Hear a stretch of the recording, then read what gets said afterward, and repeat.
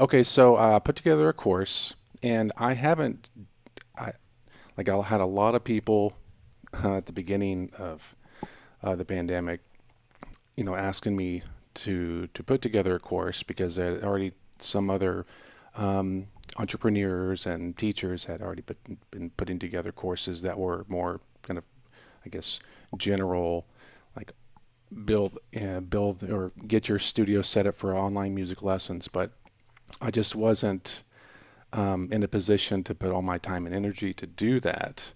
So, part of it is there's all this content, either on Facebook groups, via courses, websites, YouTube. There's all this content that's out there, and so most people have been able to search for the content and like figure out what they need to do, but it doesn't satisfy everyone's issues just because like technology with technology and in particular your setup and your environment, everyone's differ. So especially when you start adding more stuff, right? And then it becomes more unique with what tech you have. So it was like very difficult for me to put my head around that, and what how should I do that? So I just like put it off. So what's happening now is that my tech consultation business is kind of like maxed out. I just can't like take on any more clients. I'm just like meeting with like existing clients that I have, just kind of like troubleshooting and improving what they're working with. So then I just had this idea, well, I'm just going to go ahead and do it. I'm going to take the month of August since it's like last month of summer and put my energy into it. But I need help with kind of getting some research, kind of figuring out, you know, what has everybody figured out, or what has everybody not figured out? And like, if you want, if there was a course out there, not, it doesn't have to be anything. Here we go.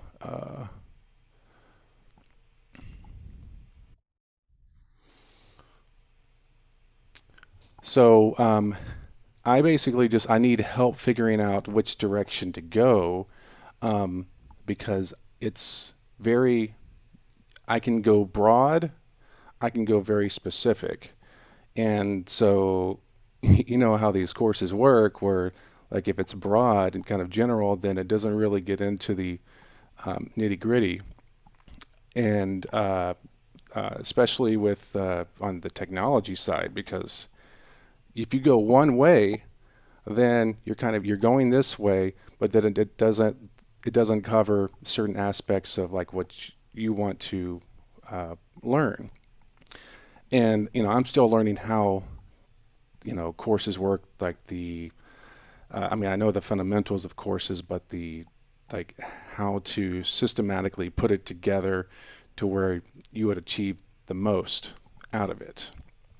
So, anyways, that's kind of where I am at, and so I want to do it justice. I didn't want to put some kind of fast cash opportunity thing together. I wanted to kind of wait it out, and there's tons of stuff out there now.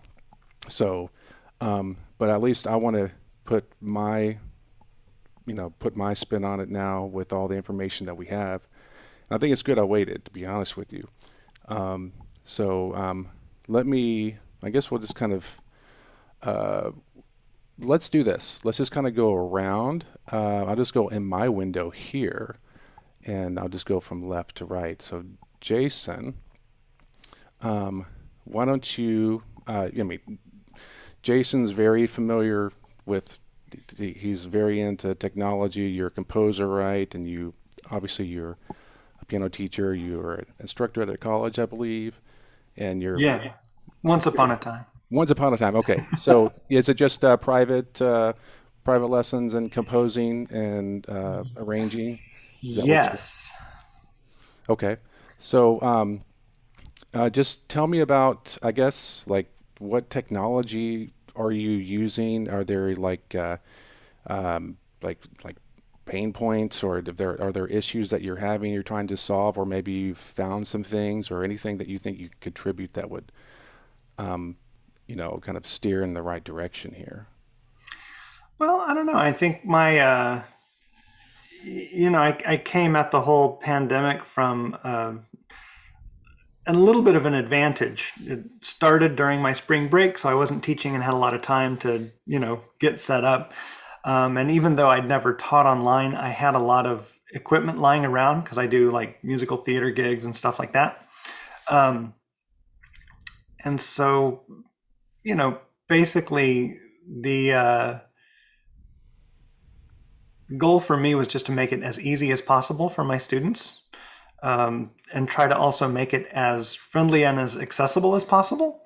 So, I mean, I and I made a promise to myself in the beginning that I would like work on the technology in a very sort of slow way. I'm not an early adopter. I don't use things just because they're fun.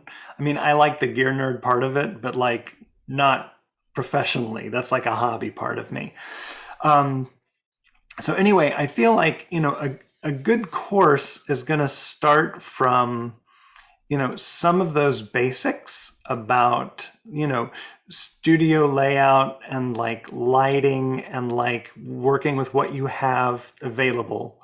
Um, and my studio has kind of evolved through these different tiers. Like the first tier was literally like a laptop set on top of my upright. Hmm. That was it. Like I taught for a month at least just doing that. But I found like a really good version of that worked. And then it was like, I started, sort of upping the tiers. So like the next tier was like, how do I get a top view? All right. So then I figured out, how to get the top view with a little webcam that I had. And then like, I started just waiting for these little pain points to arise. And so, the next one was trying to make sure that the audio quality was better. So I figured out how to route a keyboard through an interface and added that piece to the puzzle. Um, then I added a better camera, because at some point, gear is the solution. Uh, Did you I, so you troubleshoot this with just kind of just using your kind of knowledge and kind of like breaking things down and problem solving that way, or did you go to YouTube or to try to figure some things out, or what I, helped you with that? yeah, I spent a fair bit of time on some YouTube things, usually when I had very specific questions. One of the things that I had to struggle with early on was, I had a condenser mic. That's what I had available. But of course, you get all kinds of feedback and issues with that. But then you have to deal with loopback on a computer. The interface I had did not have loopback built in. And so anyway, so I ended up with all kinds of wiring solutions, but each of these was like, looking at a YouTube tutorial for a very specific kind of way to do it. And of course, the best tutorials I found were the ones that were actually um, not about teaching at all. So, I'm watching, honestly, I learned probably the most from like Twitch streamers. Yep. Yep. They've been doing it the longest. They're just the best at delivering, some kind of multimedia content in real time. So I spent a lot of time looking at Twitch streamers. And then I spent a lot of time looking at just tutorials on specific gear. Like I had an old Focusrite interface. And so I'm like, well, I need to know everything this interface does. Mhm. Um, because all of the equipment out there is really really powerful even at like the sub $100 level. But what I discovered in like working with teachers around here is that people don't really know everything that their stuff can do, or how to hook it up, or what's a software issue, or what's a hardware issue, and things like that. It's a rabbit hole. And so I think in building a course, that's probably going to be, and I'm sure you've thought of this, is like that's the trick. Like, how do you do, like, the more powerful something is, the more ways there are to do it, and the more ways there are to screw it up. I'm looking at Tony saying that. Yeah. So anyway, those are kind of my thoughts about it, and I've That's evolved great. to a place where like I haven't changed anything in probably 2, 3 months now. Um, So you're pretty set. You have your kind of your I guess your operating procedure for how you do things, and the glitches are very minimal. And but that's great insight because yes, I do think about that, but I need to think about it more because that's usually where all those things arise. Is well, I love how you pointed out the they're they're people just sometimes don't know what their equipment is capable of or their tech is capable of. I mean, like simply just you know, that solved a lot of issues just plugging in an iPad with just their computer. And then yeah, all of a sudden, all these doors opened up for be able to do visual presentations. It was simple. It was just as simple as that. And there's all these little things like that.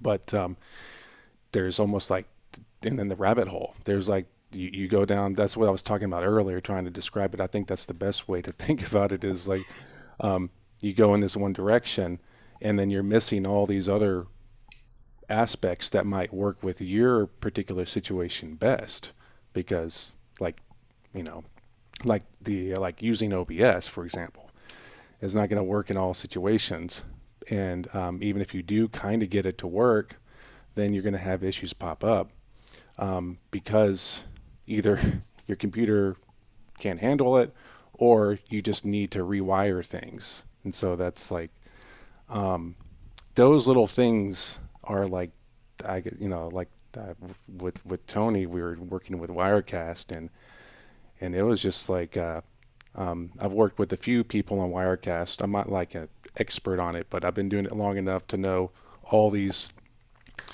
things that crop up. And so if you don't know what to look for, then you're spinning your wheels. It's like you're wasting time and energy going down a path that's just pointless when you could just simply just reboot your iPad or you could just simply just power off your interface and back on. It's just like yeah.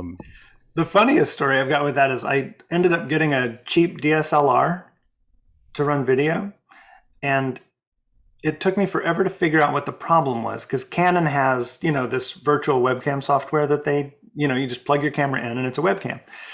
What they don't tell you is that you have to have the little flip out screen out. Is if the flip out screen is, flat against the camera, your video will freeze. oh wow. And it's just this completely small little weird bug. But that was like, an hour and a half of my life trying to figure out why my webcam's freezing. And literally all I had to do was take the screen and just flip it out. Wow, that's And yes. it's maddening when it's stuff like that. You know what I mean? It's just, but there it is. It's a thing.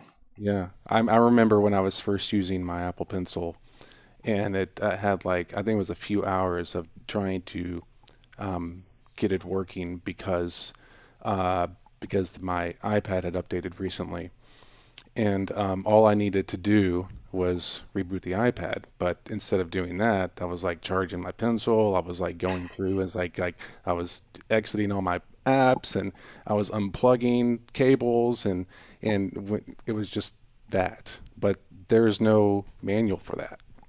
Right. Absolutely. So like what I started doing, this was actually pre-pandemic.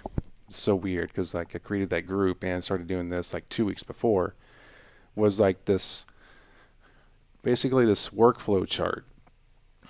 And I think that's part of what I'm going to be using for the course. But there's this workflow chart, which basically has kind of like the point of entry. And then within that point of entry, like for lessons, especially online lessons, and then like, and how it flows into this next section. So once you add this next component, these are the things you need to worry about. And then it's kind of creating this web of here's tech that you can add, but then here's the potential problems that are going to arise. And so, it's a very complicated flow chart basically that I was working on, but that's I think I might get back to that because I'm a more visual person, and I think most people are when it comes to that. Now, so if I could find out a way like to accompany that with, the right medium, the right uh, type of content, I think that's maybe the way to go there. Um, or even like a troubleshooting page where you go in and then because there's a few plugins for WordPress that allow you to go in and kind of allow people to ask questions, and that kind of leads you to certain topics. So I'm thinking about that too as kind of part of the whole schematics there. All right, well let's jump ahead to, and if you have anything to add later on, just feel free to chime in. Mike, why don't you chime in? Let us know what's going on, and then with any of the tech stuff, and if you've got any issues there, or maybe feedback from what we just talked about, just let us know how things are going. Yeah. Well, the first thing is I would just echo what Jason has said. I mean, his experience seems to, mirror my experience with a lot of gear from recording and doing things in film and being able to just piece things together to move quickly from the BC experience, the before COVID experience, to what we all have now, where we have to work in the virtual world. And the only thing that I would maybe mention, and I'm sure we'll all have stories about this, the conversation so far has been from our point of view. I think the experience is something to add to this discussion is from the point of view of the student and the parent of the student. It's the same set of problems. We think it's a complicated set of failures, but maybe it's just one thing. It's like a reboot of a device. Many times we find that we're conducting a lesson and the parent has split, and we got a 9-year-old that just kind of puts the phone and it's kind of like that, those kind of things. But I think that there will have to be, as part of what you're thinking about, Steve, is just writing a set of things that whether it's going to be a video way of troubleshooting, or it's going to be something that's kind of like a blog type environment where we come up with ways to help them troubleshoot in real time, maybe in a moment. We don't want to have the experience where the first question is, "Have you unplugged it yet?" And plugged it back in. But I think there's certainly a discussion worth having on having the troubleshooting happen in the lesson so that the lesson can continue, and know when to stop. When there's a problem with maybe a router needs to be reset, or discovering that is the wrong room to have something, because we all have the experience where somebody has a great idea that, oh, we're going to have the lesson over here today, and of course it's in a dead part of the house or whatever, and then you're wondering why everything sounds like it's coming from 20,000 leagues under the sea. But I guess that's the only thought that I have, is just, it should be from both points of view. I guess that's what I'm trying to say. It's a long way around to saying we should do that. I agree. That's part of like, I guess, thinking kind of start point to end point from both sides when we talk about the online lessons, because there's the different troubleshooting that's going to happen, or different problem solving, because usually students, or even like or clients or whoever you're working with, they're not going to have the same setup. They're going to have something different. There will be always variables there. So like, you need to, and I guess especially now with COVID ramping back up, unfortunately, now I do see a lot of posts. I mean, I think there's like yesterday, of like teachers having to like shift back when we thought we were kind of through it. So, but so who knows what's going to happen? And so maybe, but I think that so far what I'm hearing is the the in terms of the technology, like just kind of the getting get it dialed in right for the specific um, uh, online lesson format is so far what we've kind of heard here, and that's the so we'll see if anybody has anything different. But if not, then I guess that'll help me zero in on what to work on here. So Steve, um, I yep. wanted to ask you, how many times has your best practices top 10 changed in the last year to assist other teachers, or even how you help your clients navigate the growing pains of the technology? What has been the big thing that's changed in your best practices? In my practice, in terms of uh, Maybe the analysis of troubleshooting, and maybe just recommendations, like what is, maybe now we just stick with this today. It's just, what are things that you've figured out that are better in your problem solving and in your troubleshooting? well, I mean, from the very beginning, and it still is that the equipment is not matching the equipment or the software is not matching what the client wants to do. So like, and a lot of that is just due to either the research going in the wrong direction or people posting things that are not very specific and then they purchase equipment. So that's like that it really comes down to that, like what Jason said earlier, in terms of having the right equipment. So that's why I I got on the ball with it because I knew that people were getting the wrong advice. Although it wasn't wrong advice for in general. It was just more like people were searching for answers quickly. And so when people search for answers quickly, what they want to get things done, they spend money, and then it just becomes a wasted effort. So yeah, I think that's really still the major thing that happens. That's kind of like the base of the problems, and then everything else. I mean, you can't really solve problems unless you have the right gear to solve it, because you're just spinning your wheels. Right. I think the other thing is that a lot of people have misconceptions of how communications works in general. They don't understand the difference between something as simple as um, uh, like using a wonky term like full duplex and half duplex.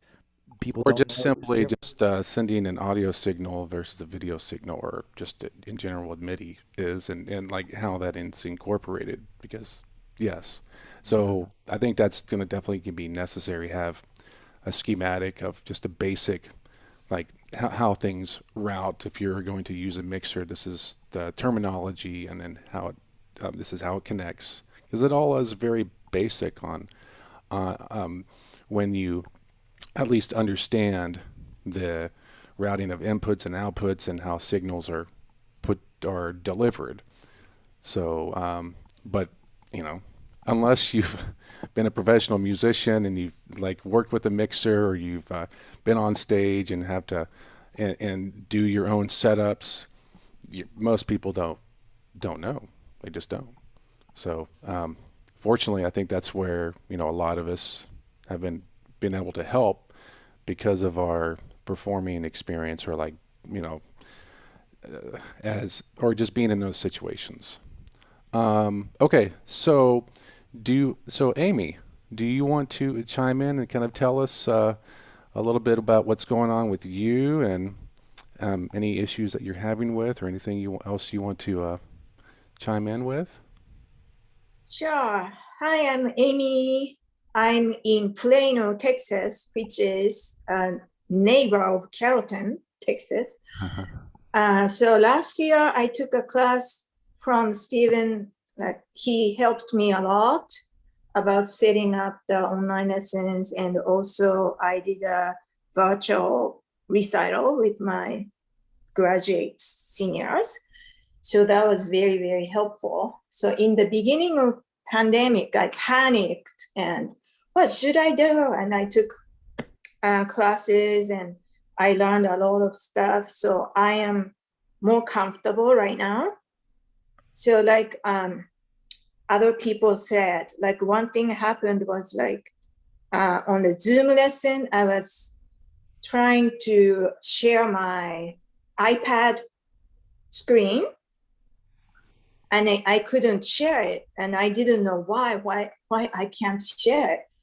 And then it turned out that I had to just reboot my iPad to connect to the Zoom. So that happened to me. And also, like as a teacher, as much as I can upgrade my equipment, so like I got a microphone, I got a webcam, but when the student has a poor connection, internet connection, it's really hard. So I wanted to ask if there's a recommendation of like a second router when their piano is far away from the main router. I heard there is a second router, or connecting with Ethernet is even better. But if it's Sure, far, yeah. Yeah, let's and hopefully, other people can chime in too. So yes, the plugging in directly to the Ethernet is, if you can do that, that is a great solution for it. Back when I moved here, I didn't have my Ethernet hooked up yet because I had to go underground and all of that from my house. So I got I think like about a 150-foot Ethernet cable that the technician uh, cut off for me, and so I went from the upstairs router all the way down and wrapped it around just as kind of a just temporarily, so I could connect it directly in. And I mean, the results are, I mean, you're the issue with Wi-Fi is interference, with with Bluetooth, with and also just other things that are kind of unseen, unknown, like or what happens. I don't know the specifics on that, but yes, connecting directly is the best solution. But if you can't do that logistically because they don't want a long cable going through the house, then a Wi-Fi booster is probably, or either a Wi-Fi booster, which basically you put at a central point between the router and then where you want your strongest connection at.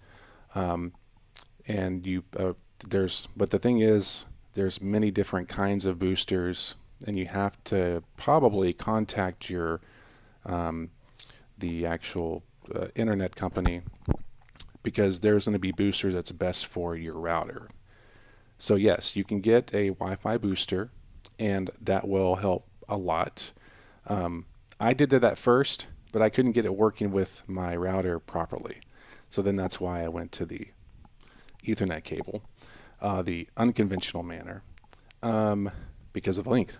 Uh, Other than that, it's just improving the router or moving the router to a different location. But that requires a technician to come out and then to like drill another hole in the back, in the house, from the outside. So those are the three things I can think of. I don't know if anybody else has any other recommendations there. So, I have a question. oh, sure. Hi, I'm new and I'm sorry I missed the first half. Um, I have an internet, I mean a patch cord um, that goes from my router to my MacBook Pro, but it's an old MacBook Pro. I don't know if it's the old MacBook Pro that's causing a delay, or if it's the fact that I should get. Is there a difference between a patch cord and an Ethernet cord? Patch cord. Is it an adapter that converts the Ethernet to like a USB plug-in, or I don't. I've never heard of that before. Patch cord for what does it look like? Like what does the end of it look like? It looks like I'd unplug it, but I might lose you. You know, it has thank you. It's like one of those little snub nose things. Oh, No. it's yeah. It sounds like an adapter. Like, does the Ethernet cable plug into it, and then that plugs into the computer? No, it plugs directly into the computer. From the router. And how long is it? Oh, it's about 60 feet. Okay, so okay, patch cord. Well, I guess I've never. Let me take a look at this here real quick. Because when I think of patch cord, I think of like a quarter-inch cable, like a short quarter-inch cable that's used for audio. I'm looking here, but it does. There is this thing that says patch cord versus Ethernet cable. Oh, Um, yeah, it doesn't look like that. The orange thing you're holding up. okay, yeah, that's what I think of when I see patch cable. Oh, okay. Um, Like it doesn't have a quarter-inch plug. okay, fiber patch cable, close to the Ethernet cables. Patch cables are often used in offices. Use to connect a computer to a network port. So it's the same function. I've just never heard it called as a patch cable before. It sounds like maybe it's just a different. Let me see. The ladder is usually shorter. Okay, so a patch cable. I guess the only thing difference is that how they use it in commercial applications. So it sounds like it's the same. It's still like it's Cat 6, which is the your typical Ethernet cable. Yeah, it's either Cat 6 or Cat 7. Okay, so what's happening again? There's a delay. There's a delay, and it's when my students play. Now, I feel kind of silly because I've just gotten so used to it the past year and a half. Hmm. I don't remember if it's, I think it's the picture that's delayed. Okay. Sound comes on time and the picture's delayed. But people don't see a delay or hear a delay when I play. Hmm. And like Amy and I are in a class together, and nobody else experiences delay, but I do when I'm Okay. listening. All right. So this is one of those things where you have to kind of narrow it down a little bit more to really figure out if it's. I mean, I don't think it's a cable issue. I mean, I would very like that would be on a very low list because it's it's optic cable. It's the only thing that's doing it is delivering internet. Uh, that's that's its function.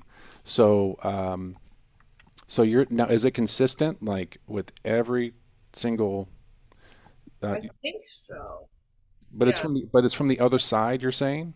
Yes. Okay, so yeah, that's definitely not on. I mean, that's not on your end. But okay, are you talking about latency, or are you talking like latency where the you're not trying to play together, right? I just want to make Right. sure. Okay, okay. Right. So their video and audio is not lined up, is what you're saying. Yeah, but I just have a feeling it's on my end. But I'm using a really old MacBook Pro, so I don't know if that's. Okay, here's what you need to do Yeah. to narrow it down. You need to record your session, record your Zoom session, so you can see what it actually sounds like without those parameters, without the, like you need to exclude the live part of the issue because Zoom will tell you, the recording will give you the feedback that you need to be able to tell, is this really happening?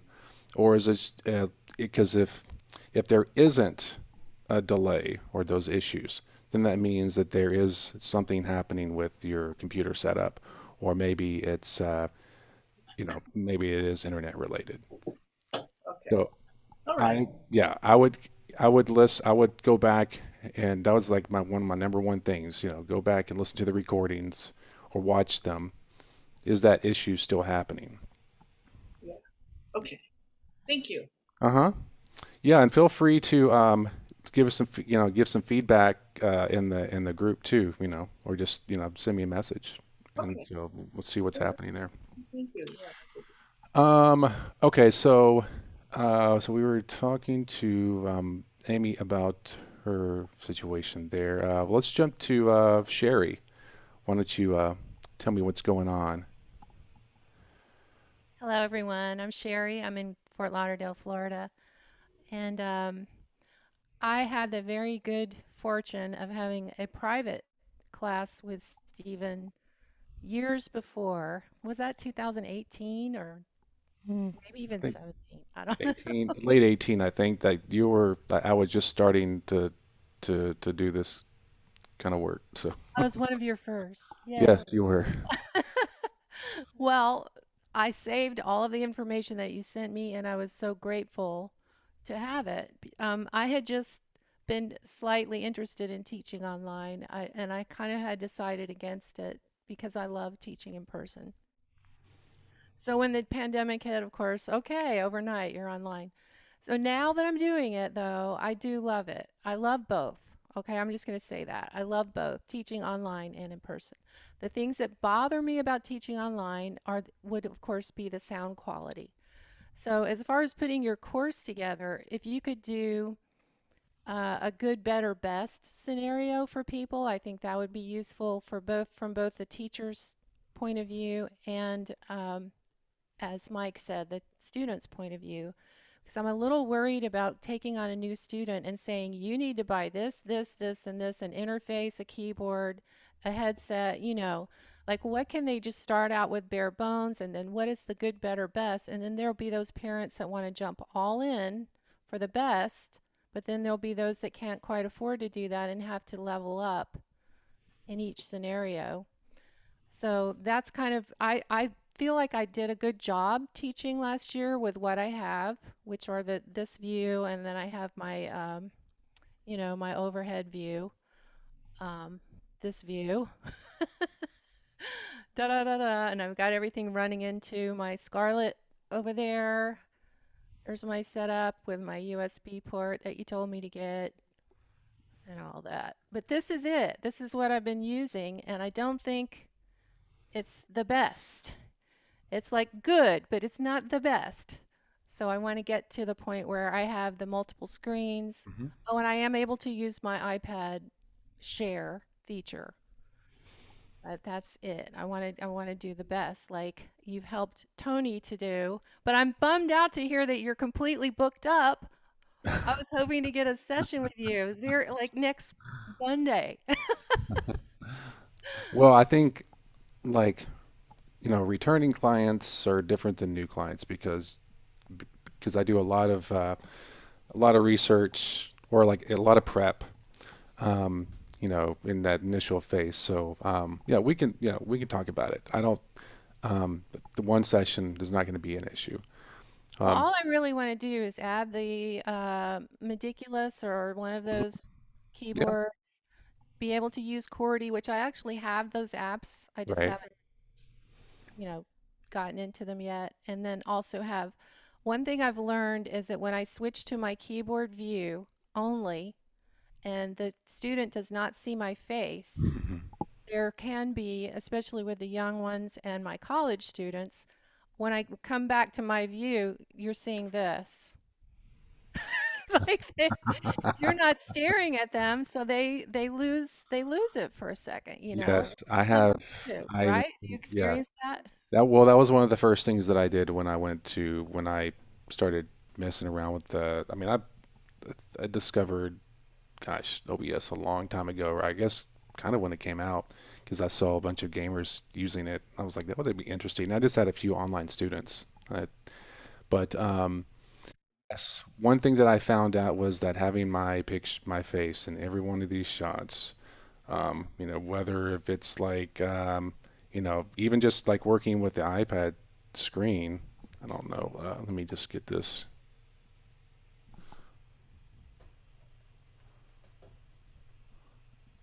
And that is funny because now I have to reboot my iPad. But yeah, in every shot that I have, um, my iPad has issues right now. I have to reboot it. But I have I'm in every shot. It doesn't matter what it is. That blank screen that you're seeing right there, that should be my iPad screen. But yes, for the purpose of having, oh, there it is, having really eye contact. Because my whole thing with lessons and teaching online, I'd want to try to make it as much as removing the distance as much as possible. So, but I also want to have different environments for different areas of the lesson too. And so I think it's good to have a change of pace. I think it's good to like if you're doing things, if you're doing like rote teaching, having the obviously having the virtual keyboard with the demonstration of the hands from above and from the side, but knowing your student, knowing what's too much information on the screen, so that's important. So that's when I discovered like I could do all of these scenes and have like customize it and kind of your students, what they respond to. But yes, what you're saying, um,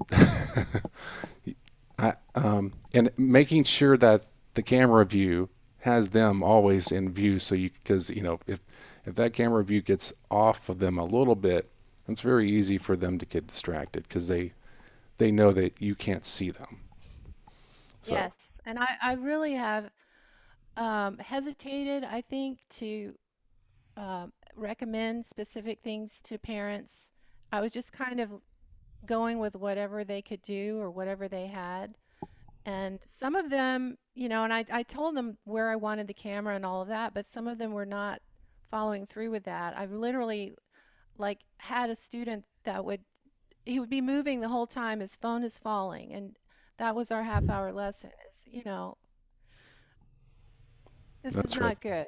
Yeah. So, I just would like to be able to say, all right, parents, this is what you need first, basics, and then maybe in a couple of months when you're ready, this is what we'll add. Hmm. Because I also feel very strongly that students should have both an acoustic piano and a keyboard at this point. Because in the other situation, and I never thought I would say that, I was constantly asking my students to buy good instruments. But if their instrument is in the middle of the living room and they're doing an online lesson and you've got the grandfather screaming and yelling in the background, which is another scenario that I've Mm. been experiencing, the student needs a place where they can study and have their lesson in a quiet environment. You know, that's not happening. So Yeah. So anyway, that's well, what I'd that's like to I mean, there you go. I mean, there's a pain point right there, and that can somewhat be, that can be solved, but then it's one of those things where is it something that you want to address with the parent or the responsible party there into do we want to completely solve this? Because I have a student like that who's fully committed to lessons, but they have a situation where their um, their grandparents are staying with them indefinitely, and so it's so funny sometimes. It's irritating, but I just have to laugh it off. As I'm trying to, as we're working through improvisation and activities, or talking about composing or listening to him as he's kind of working through his ideas in his lessons. I've got pots and pans being banged on. I've got um, like all this stuff that's happening. I'm like, what's going on? He's like, oh, that's my grandfather cooking chili or whatever it is. And so what we decided to do was to convert his setup, kind of get it more kind of hybrid setup to where now he's using the headset. Now he's got a mixer. Now he's got access to record. So it's like so like the pain point turned into this like big pro thing to where the pain point wasn't really the problem. It was like we need to expose you, we need to get you doing these other things, but it became like the source for that. So now he can't really hear the distractions as much. I can't really hear it because of the condenser microphone.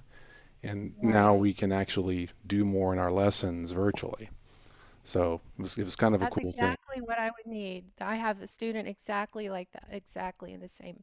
And they had purchased a nice grand piano, but then they moved in with with the parents, and the grand piano is in the middle of the living area. And I've even said to him, it's kind of loud. I mean, this is going on.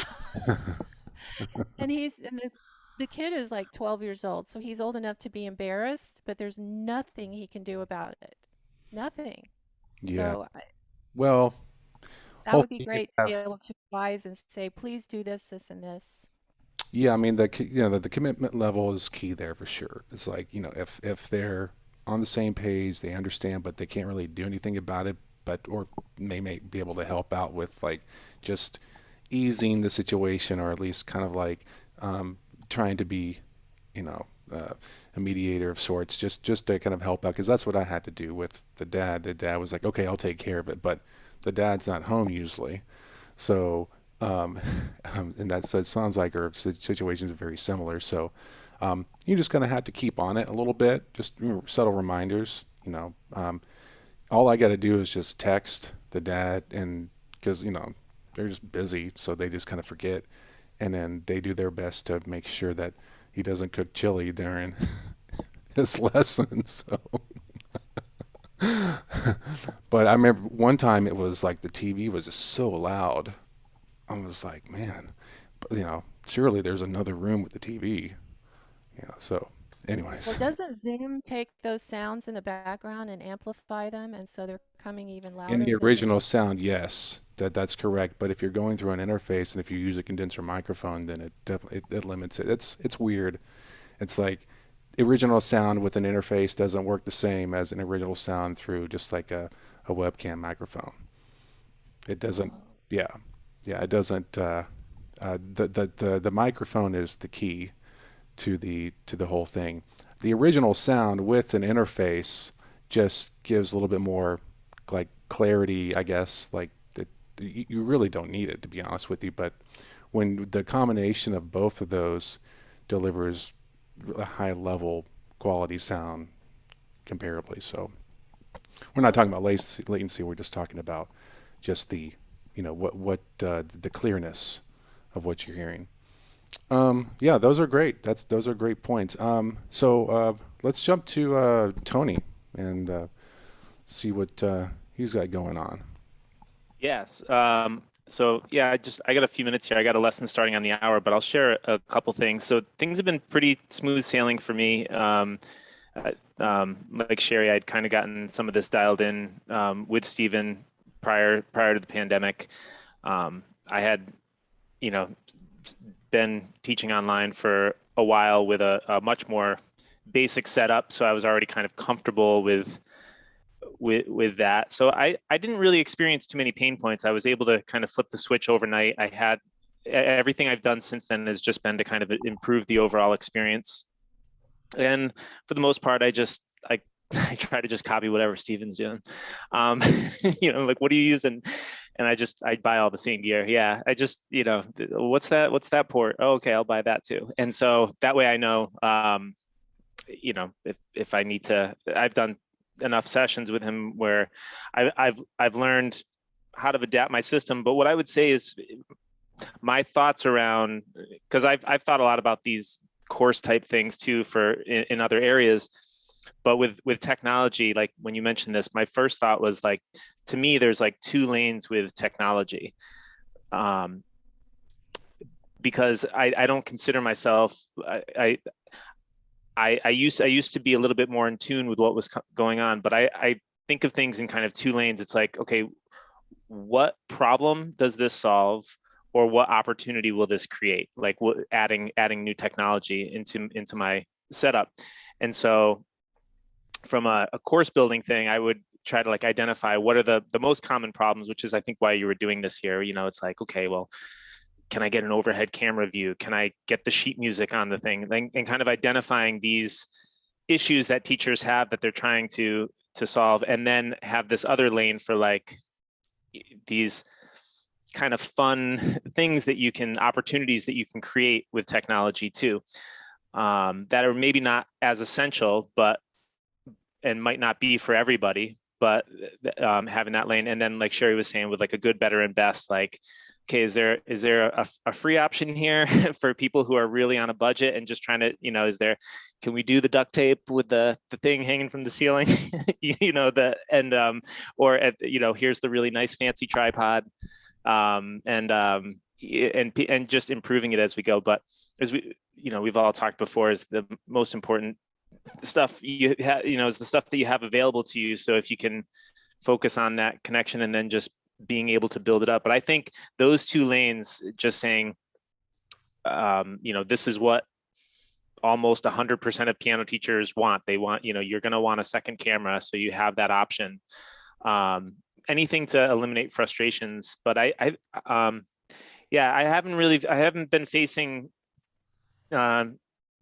well, I shouldn't say that, right? I've actually been facing a lot of problems the last 6 weeks, but they're all taken care of now. I had a major I thought it was software related, and Stephen helped me out a lot with it, and it just turned out I needed a new logic board for a year old top of the line MacBook Pro. That just and so now everything's running fine, but yeah, that's my thought. Just those two lanes mainly. I just see the meme with the fire around you. Everything's fine. Everything's fine. It made no sense at all. It was like everything. It was just all of a sudden, like swap these two cables. Everything works perfectly for 10 days, and then it's like, and then it just comes back. It's like that sometimes, and Yeah, that's why I don't advise certain software for everyone. I'm Because so calm though now. Like anything that happens at this point, like now I know I got through all of that. And I was ready to throw this. I'm like, I'm just going back to the iPad. I'm just going back to single camera iPad. I'm gonna hold it above I was just so frustrated that things weren't working. But like I wasn't really going down that path. But it's like in my mind, I was like, this used to be simple. But obviously this is a much, I love having these options available. So yeah, I think I went through, that was the worst month of just troubleshooting and not knowing what was going to happen and having to refund lessons just because the experience I couldn't provide. It wasn't like it was like a less than optimal experience. It was just like I couldn't deliver an experience. It was except for frustration. And I probably should have credited them and gave them another free lesson, like if I was. But fortunately, everybody was cool with just like me making up the time. But those things happen, and the one thing that I would recommend to everybody is any piece of gear that's like under $200. Like if you can do it, any piece of gear that's like under $200, like just have a second one. Like just so you can swap it out like quickly. It doesn't have to be like as good, but like if these headphones went, I can get different headphones. Or if if this my Thunderbolt hub totally like just didn't work anymore, I have another one that, like as a backup. And even with my mixer, like if I had an issue with my mixer, I can get another one. It doesn't have loop back on it, but it's fine. I can get through it. But anything you can do to kind of protect yourself from your whole setup going out and then depriving you of work for however long it takes you to get another one. yeah, have a backup plan. Yeah, well, Yeah. in your situation, it was like you had committed so fully into kind of the optimized setup that it was like that was not an option. You were going to get it, Yeah, it had to be fixed. and you just got down that rabbit hole. And then like when you could have just like just kind of recognize the symptoms, but you just didn't know. It's hard to know, like, is this something that I'm going to have to troubleshoot for a while, or is this something that just requires just a quick fix? But Right. yeah, having a backup, and that'll definitely be like, that's a great idea, is having that alternate backup, redundancy basically, Yeah. It doesn't have to be which as is. fancy. It doesn't have to be as good as your primary, but just something that can get you through. And then Uh, even with the internet, redundancy too, because that's, you could have all the gear in the world, and if your internet craps out, then what are you doing? right. Of course, you can jump on your phone. I've had to do that a few times. So like I just at some point I was like, you know what, screw it, I'm gonna get a backup plan. And so now I just tap in to my phone. We've had a couple of storms this year that our internet went down, and it just flipped, and I didn't even know there was an issue until I saw that I had no Wi-Fi. So that was pretty cool, because in the past, I would have to text them and be like, "Hey, let's just do this on a phone call, or let me jump in via Zoom." So yeah, redundancy, that's very very important. So I had to figure out how to work Yeah. that. Um, So uh, I got to run, and I'm so bummed because I'm going to miss you answering this question in the chat. Oh. maybe I could listen to the recording later. All right, I bet Steve's gonna say Zoom. All right, I'll talk to you guys later. Bye. Good to see you. All right, thanks. Okay, I guess I do have something in the chat here. Okay, Zoom versus Rock Out Loud. Rock Out Loud. I can even say it. Um, so I I use Rock Out Loud Live Roll. Let's just say Roll.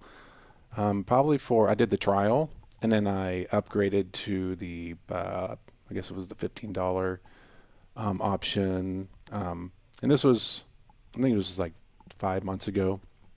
This was after they did some major tweaking. Um, so on it, like with my setup, I could not use it. Uh, and so what I found out was that if you have certain interfaces, for me, what I found out was like Yamaha interfaces were not reacting with the browser correctly. Like it wouldn't recognize or it would recognize or it would kick it out.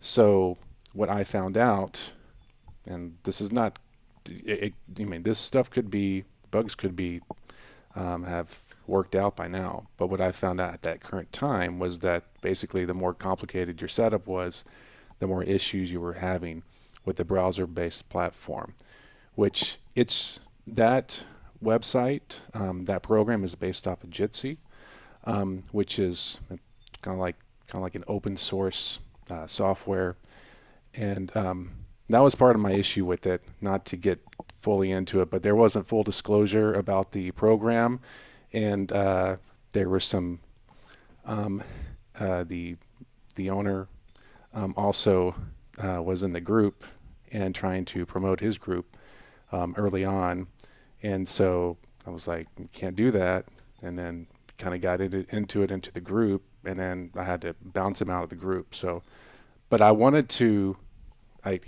that was just a personal thing where he got personal with it, and I was just like, you can't be in the group doing this. But then afterwards, I was like, well, it looks like this is getting some traction. Other people are having success with it. So then that's when I experimented with it, and it just didn't work for me. But then like I had another colleague that said it works great for them, but their setup was very minimal. And then I heard someone else say the same thing in our group with they were using interface with OBS, the broadcasting software, and they couldn't get it to work properly. Like they were having glitches. So I don't know if that answers your question. Like I use Zoom because it is a delivery system, and what I can do is everything else I can control. I prefer to control everything else, the software that I use, the iPad, my broadcast software, so that way if one of those things gets wonky, I can fix it. But if ever, bye Jason, thank you. But if I'm going through one solution, if I'm going through one software where everything is being manipulated or controlled within the software, I can't fix anything if there's a glitch. So, I guess I was thinking about it as just like what we were discussing as a backup plan. oh, Like backup. if Okay. Zoom went down, you could jump on here. Or if this went Sure. down, you could jump on there. But I've been watching it from afar and just didn't know if it was something I I should think, invest yeah, and I'm probably not the best person to talk about it just because my experiences with it. Um, I can only provide what my side of the equation and what I've seen other people either say about role, and it's just kind of there's pros and cons for both. What I do know is that it's not completely latency free. For some people, at sometimes it is, um, and and that the there are intermittent issues. And so I went back to Zoom. Then I tried another software. I came back to Zoom, and I just like the delivery of Zoom is more consistent for me. I don't need latency free. I don't need to be. It's not. Um, it is not a what do you call it? it's not the most important thing for me, although I would like to do it, to be able to play in real time, because I've been able to work around that for so long, and I've been able, and my students, it hasn't stopped their growth, or it hasn't impeded their growth. So I worked around it, and then at this point, I'm just like, I just, unless unless that software improves its ability to be able to do the things I want to do, and um, not have issues with my gear, then I'm going to continue to use Zoom. But some of you, I would say try for yourself and to have your own experiences, because um, uh, going off of someone else's opinion or seeing a post to be like, this is awesome or this is crap or whatever, you can't. Every setup is just a little bit different, and it will vary. So, anyways, I probably took that a little too far. I didn't realize that was just for as a backup plan. Well, thank you.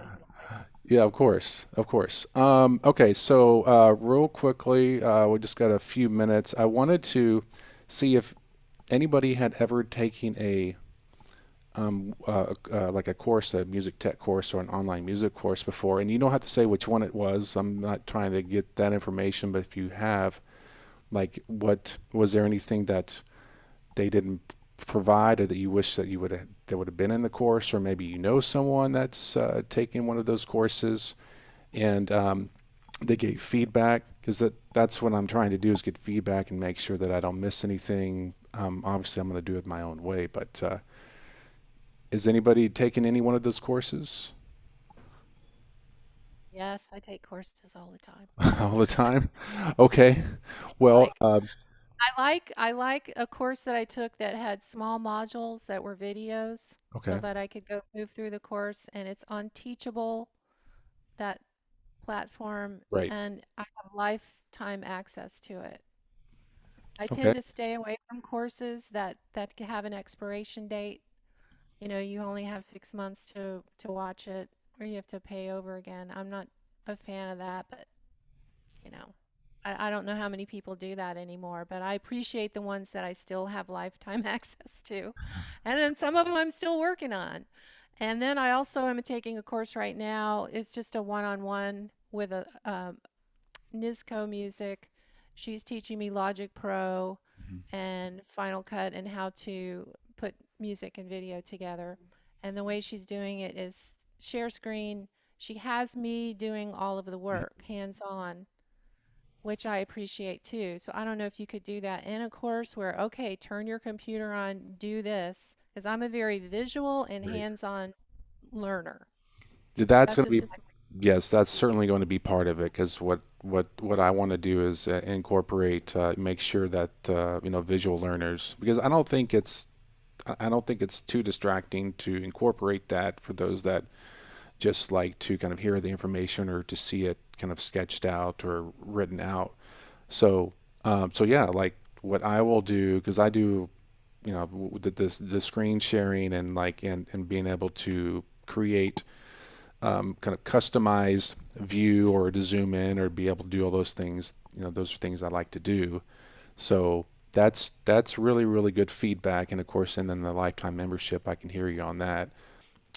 Okay, well, look, I've got to run. Thank you everybody for joining in. So this will help get my mind percolating in the right direction. And please feel free to, if you have any ideas, think of anything later, jump back into the post, and let me know. And then I'll um, just start. I'm gonna start brainstorming and see what I can come up with. So Steve, thank you very much.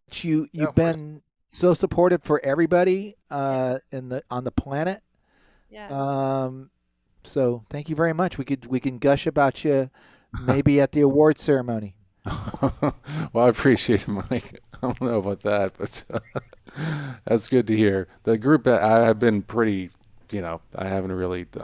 I think the good thing is that, because the group is like not that active, is because most people figured it out finally. So I think that's what's happened. So that's good. I still go back and look things up, though. I'm glad that Good. you're Okay. making it better. Yeah. Yeah. I'm not. Nothing's going to change with the group. I was just, you know, kind of. This was my first time ever having a group or moderating a group or running a group. So, you know, I was like, well, It's the either. best group.